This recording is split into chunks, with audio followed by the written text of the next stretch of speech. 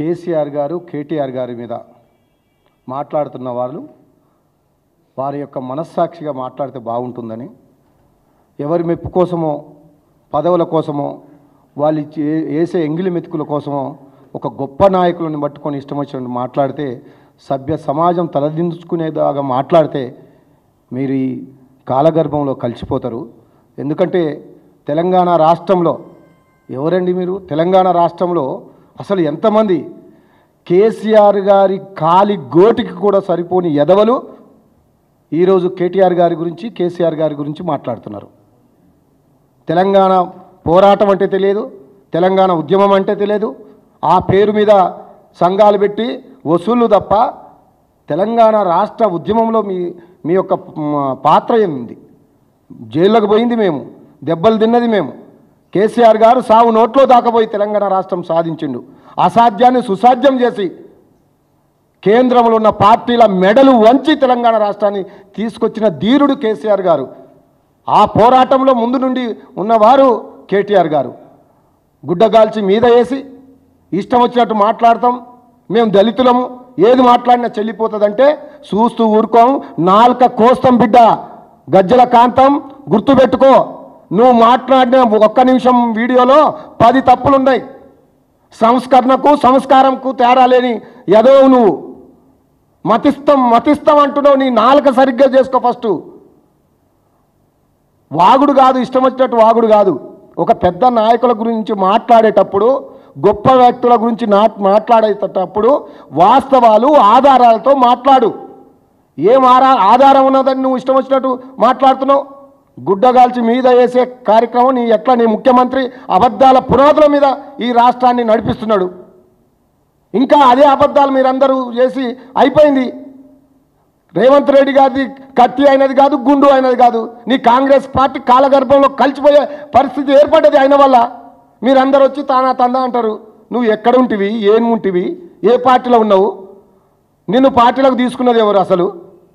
నువ్వు పార్టీ నాయకుడిగా మాట్లాడుతున్నావు కాంగ్రెస్ పార్టీలో ఒక పెద్ద పుడింగులాగా.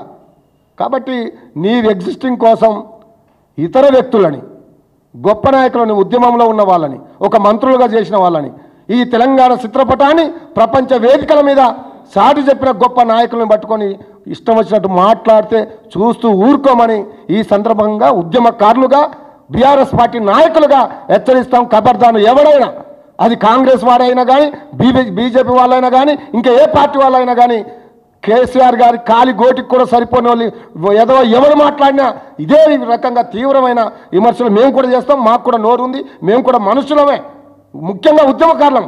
మేము ఆకలితోటైనా సస్తాం కానీ ఆత్మగౌరవాన్ని చంపుకోం. దయచేసి మీరందరూ ఎవరు మాట్లాడినా ఒళ్ళు దగ్గర పెట్టుకొని మాట్లాడాలని ఈ సందర్భంగా తెలియజేస్తూ, వెంటనే మీరు కేటీఆర్ గారిపై చేసిన అనుచిత వ్యాఖ్యల్ని వెనక్కు తీసుకోకపోతే బిడ్డ నీకు నువ్వు రోడ్ల మీద తిరగనీయం.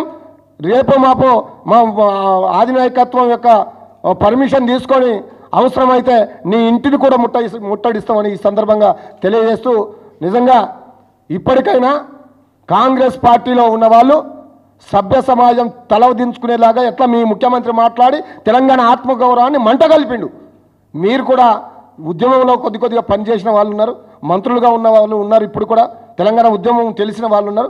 దయచేసి మీరైనా ఆ ముఖ్యమంత్రి గారి ఆ నోరు దగ్గర పెట్టుకొని మాట్లాడమని మీరైనా చెప్పవలసిందిగా ఈ సందర్భంగా ఒక ఉద్యమకారుడిగా విజ్ఞప్తి చేస్తున్నాం. కాంగ్రెస్ పార్టీ నాయకులు కొంతమంది వారు మాట్లాడితే అంటే రేవంత్ రెడ్డి మెప్పు కోసమో లేకపోతే ఒక పదవుల కోసమో పెద్ద నాయకులపైన ఇష్టం వచ్చినట్టు మాట్లాడితే పెద్ద లీడర్లం అయిపోతాం అనుకున్నటువంటి నాయకులకు ఒక నాయకుడు గతంలో ప్రజా సంఘాల పేరు మీద ప్రజా సంఘాలం అని చెప్పేసి ఆ ముసుగులో తెలంగాణ ఉద్యమం జరిగేటప్పుడు అనేక మంది సీమాంధ్ర నాయకులకు ఒక కుక్కగా వ్యవహరించినటువంటి గజ్జల కాంతం గారు మా పార్టీ నాయకుడైనటువంటి కేటీఆర్ గారి మీద కేసీఆర్ గారి మీద వ్యాఖ్యలు చేస్తే పెద్ద లీడర్ అవుతాం అనేది భ్రమలో తాగి మాట్లాడుతుడు. ఆయన మొన్న మాట్లాడినటువంటి మాటలు తాగి మాట్లాడుతుడు. ఒకసారి మీడియా వాళ్ళ పైన కూడా మీరు పెట్టుకోండి, మీరు చూడండి అని చెప్పి మాట్లాడుతుడు. అంటే గజ్జల కాంతం ఎంత అహంకారంతో మాట్లాడుతున్నా ఒకసారి చూడాలి. ఒక దళిత నాయకుడు అని చెప్పుకున్నటువంటి నాయకుడు పొద్దున్న లేస్తే తాగి నిన్నాక మొన్న తాగి కూడా మళ్ళీ ఎక్కడో దొరికిండు డ్రంక్ అండ్ డ్రైవ్లో. గతంలో దొరికిండు.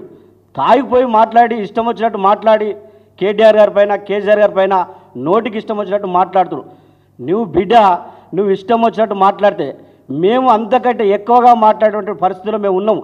యాజ్ ఎ విద్యార్థి నాయకులుగా మేము అనుకుంటే నువ్వు ఎక్కడ కూడా తిరగవు. కానీ మేము నీ విజ్ఞతకు వదిలిపెడుతున్నాం. ఎందుకంటే తెలంగాణ ఉద్యమంలో ఆనాడు ఉద్యమం చేసేటప్పుడు నువ్వు ఎక్కడున్నావా?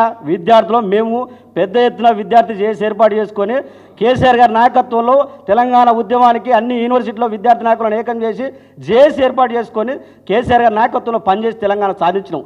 నీవు కేవలం ప్రజా సంఘాల చైర్మన్ అని చెప్పుకొని దాని ముసుగులో పైసలు వసూలు చేసుకున్నావు, దాని ముసుగులో సెటిల్మెంట్ చేసినావు, దాని ముసుగులో ఎంతోమందిని బెదిరించినావు. నీవా ఇలా కేసీఆర్ గురించి కేటీఆర్ గారి గురించి మాట్లాడే నాయకుడు అయినావా? మాట్లాడితే పదవచ్చు అనుకునే చిల్లర మాటలు మాట్లాడితే నోరుకి ఇష్టం వచ్చినట్టు నువ్వు మాట్లాడుతున్నావు. బిడ్డ ఖబర్దార్, నీవు మాట్లాడే మాటలకు క్షమాపణ చెప్పకపోతే నీవు ఎక్కడ కూడా తెలంగాణలో తిరగలేవు. ఎందుకంటే ఇలా నువ్వు కేటీఆర్ గారితో పోల్చుకుంటావా?